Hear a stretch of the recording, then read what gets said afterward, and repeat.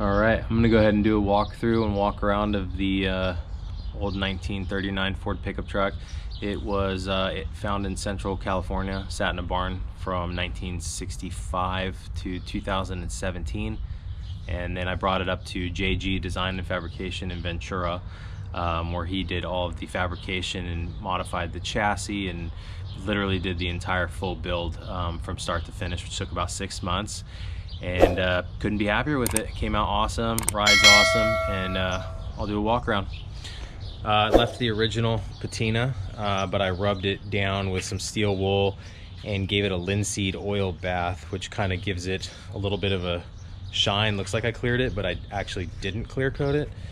Put little accessories on there like the original Southern California AAA license plate frames. My buddy Johnny gave me some old fog lights that I threw on there from around that time. Came off of a Rio. Start off in the engine. You'll notice that it's very rare and it has a Ford inside of a Ford, which is almost unheard of nowadays. I'm a big Ford guy. It's got a 302, fully rebuilt electronic ignition.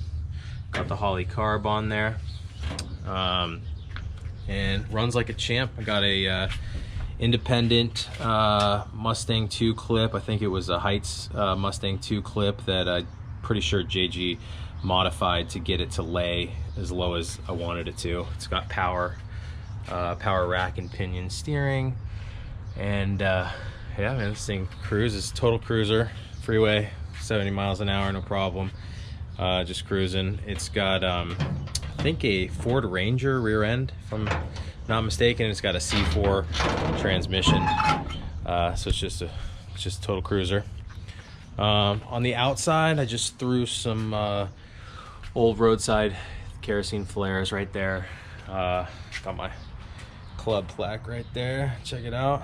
My buddy in Indiana, Dave, had a family barn from the 1800s, and he actually was tearing it down, so he sent me some wood. Went ahead and threw a quick bed in there. JG modified the entire chassis, everything.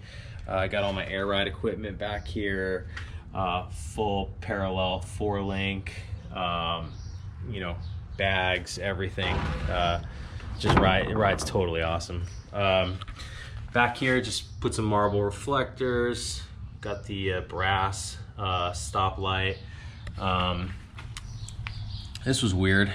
Normally it would say Ford and then have a V8 right here, but for some reason somebody cut the V8 out, so I took an old license plate and had the number 8 and I tacked it on the inside of the bed, so it at least kind of looks like a V8 instead of just a hole.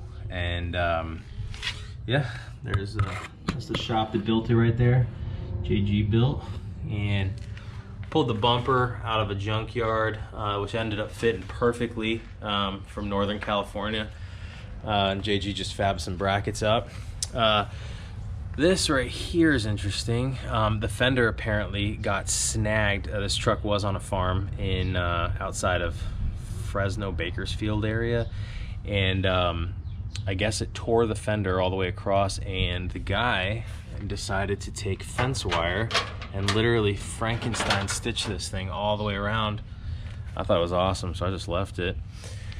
Put some other period correct accessories. We got the Ford spare tire lock and key, and also the Ford padlock right here. And let's see, got the old school air conditioning crank out windshield, and then this one for the feet right here, which actually really helps, to be honest. Let's go on the inside. All right, inside, tried to keep it kind of old school feeling. Got the bench seat kind of just to match the rust on the door panels, which I actually thought looked cool, so I just picked a vinyl out that looked good. Got the carpet in here, then I put my, it's got full AccuAir with E-level controls, which rides awesome. Got a little fire extinguisher here. Got the old vacuum fan, and let's see, This right here is pretty cool. This is a Ford rearview mirror from the 40s, and it has a clock in it. So I threw that in there, and got the old brass fire extinguisher there. Didn't want the gauges to be mounted anywhere I could see them, so I went ahead and mounted the Stewart Warner gauges inside the glove box. The shift knob's the shift knob's super cool. Got that by, I believe it's Handmade Jimmy G on Instagram. Real cool engraved buffalo nickel, and matched it with a suicide knob here. Got a little vintage thermometer here, which should be kind of period correct, and also one of these old brass Westclock things. I don't know, just try to keep it kind of old school. Crank out windshield works perfectly. If you ever buy one of these, I highly suggest, if they're in a shape like this, not trying to force it and taking this whole thing apart so you don't strip the gears like I did and had to completely weld in new teeth. Got an old accessory from 1928, before they made stoplights, brake lights if you will. This is a police officer. It's weighted, and so what happens is when you're driving, the police arms are down, and when you hit the brakes, they come out and they let the car behind you know that you're stopping. Show you what it looks like from the outside.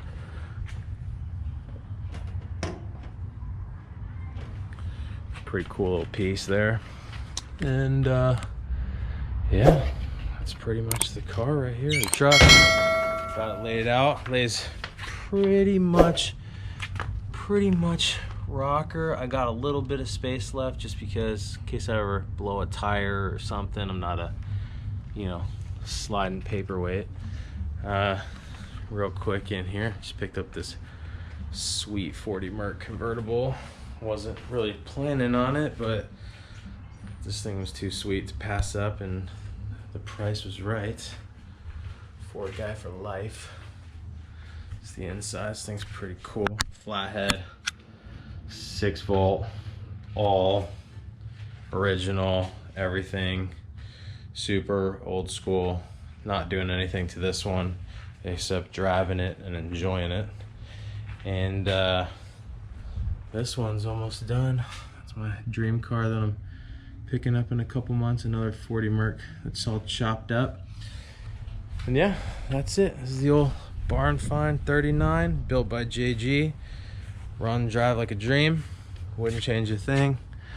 The only thing I get annoyed at is having people ask me what color I'm painting it and when I'm gonna finish it, because it's done.